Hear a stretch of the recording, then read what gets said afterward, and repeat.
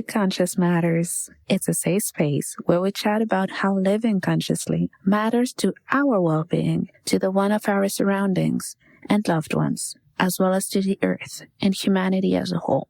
Join me, Melissa DeBerry, for inspiring interviews with some of the most beautiful souls out there, individuals who are helping others to reach their highest selves and who bring light into this world. In every episode, we talk about conscious matters such as self-love, awareness, personal development, the power of yoga and meditation, self-medicine, the rise of holistic practices, and much more. We expand on our experiences, share tools that help live in peace, harmony, and alignment on a daily basis, and discuss about what we've learned along our healing journey. Get your mind, body, and soul ready for a ride in consciousness.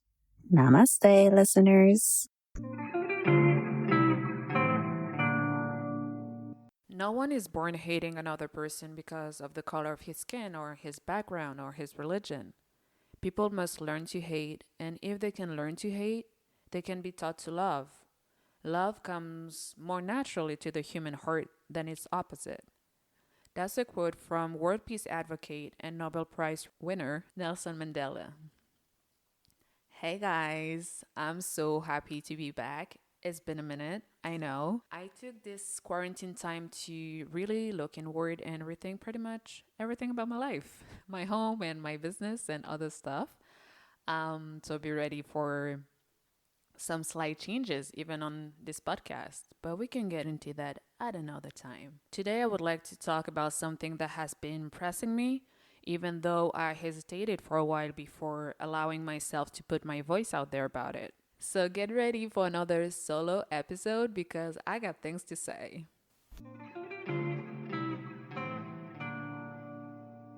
When I created Conscious Matters, I would have never guessed that the collective consciousness would have elevated that much and that quick. But despite the circumstances that made it happen, I'm actually beyond thrilled that it did.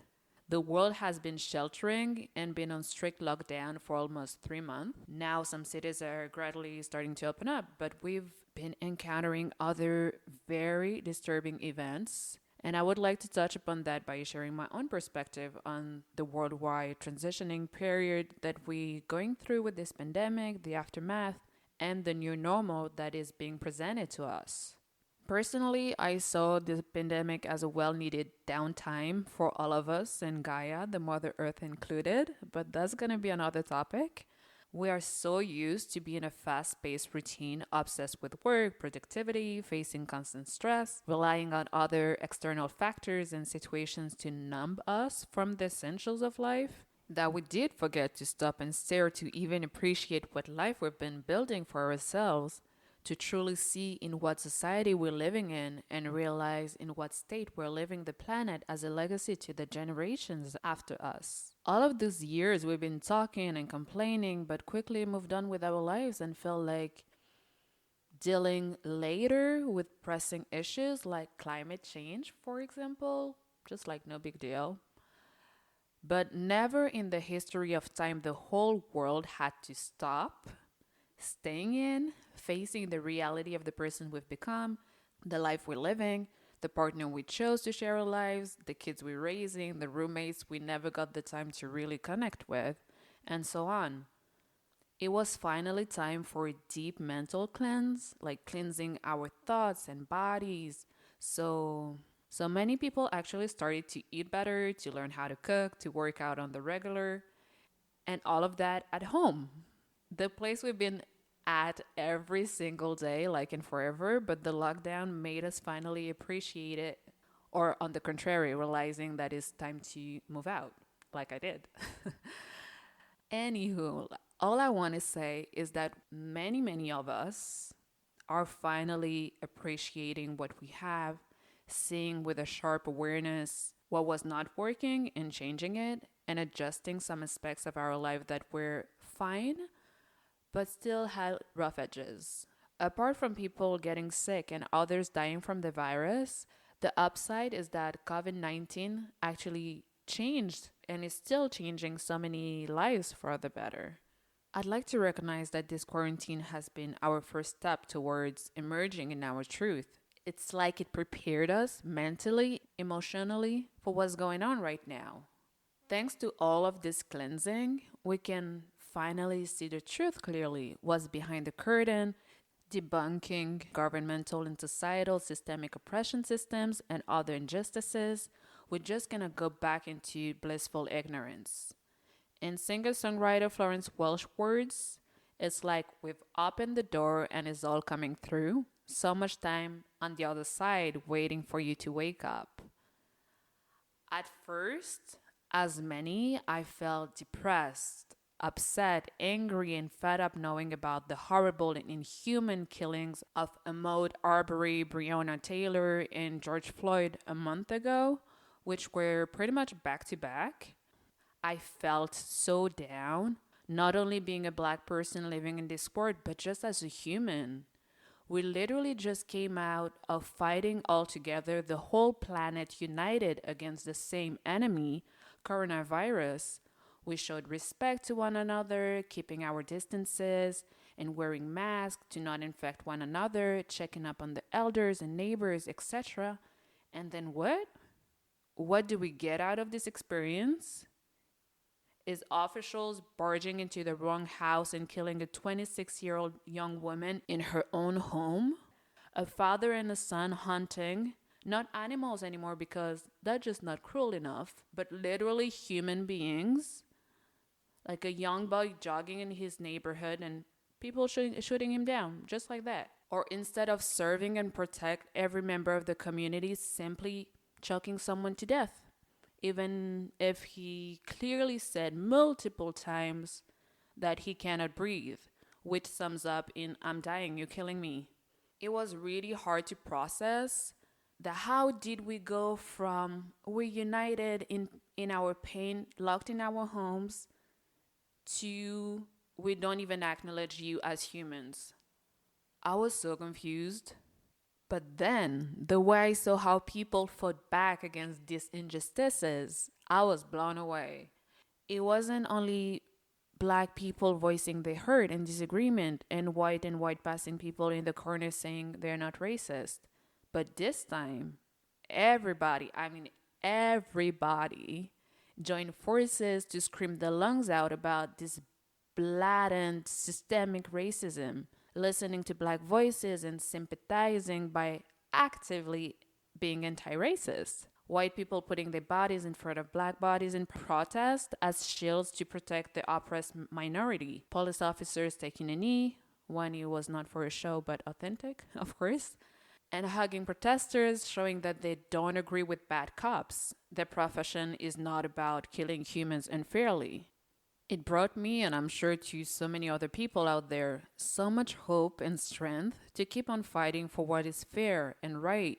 A few weeks back, as a call for unity, I actually wrote a small piece to a community I'm part of, which is international, multicultural, and all about living consciously. It's called Find What Feels Good and led by yoga instructor Adrienne Mishler.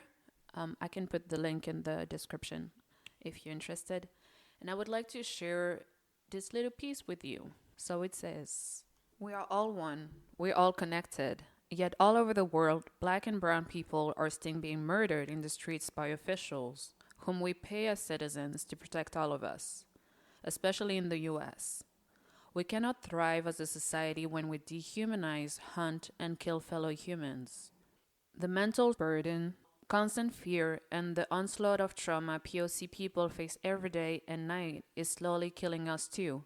Let's keep on bringing love and light into the world. So white and white passing members of this group, it's a great time to step up into allyship. You're a big part of the solution. Make a difference to better humanity by attending a protest, making phone calls to elected officials, signing a petition, or spend 3-4 hours diving into anti-racism resources. Educate yourself. That was very short, but that's the message I want to pass on to you too. Like, we're not asking people to go and take over the White House or any other government structure right away, but every little thing that you do can add up and actually make a huge change. So yes, I encourage you also to do that, to take action, to first of all listen, but then just don't be silent. Don't just like listen and sympathize in an active way. Like, just do your part because we're all in this together. So, yeah, let's not just be racist, we're better than that, but actively anti racist. By the way, I'll be sharing amazing resources in the description of this episode to assist you in your process of being anti racist. So, check it out. And everything I'm saying, the same goes with everything related to unfairness, maybe racism or any other form of discrimination. But despite everything, I still want to focus on the positive aspects of this period we're going through, even though it's super weird. I think it's the weirdest period ever, but let's focus on the positive. Like, first, I think it is without saying that we are all learning so much about so many things right now. And that's pretty mind blowing. That's pretty amazing. And second, there is a wave of generosity that has been rarely seen in the past decades. People are creating more generosity based opportunities. Think about like all the free online classes during the quarantine that we've been offered. Crazy. And thirdly, we're experiencing so much togetherness that we probably have in a very long time. Even when we physically separated, we had so many online events, and even now with social distancing, we're still out there protesting. And it's not only the States, like the Black Lives Matter movement led the way, but systemic racism against Black and Brown people is a common issue in the Western world. And seeing this humongous protest worldwide is kind of magical, but yet normal, as if we're finally understanding what it's like to be human and just being souls having a human experience on Earth all together with other fellow humans. I do feel like right now, more than any other time, our mission is to stand up for one another, show support, shine light and joy into the world so more people can pick up on this energy. At the end of the day, the world is a reflection of how we feel individually.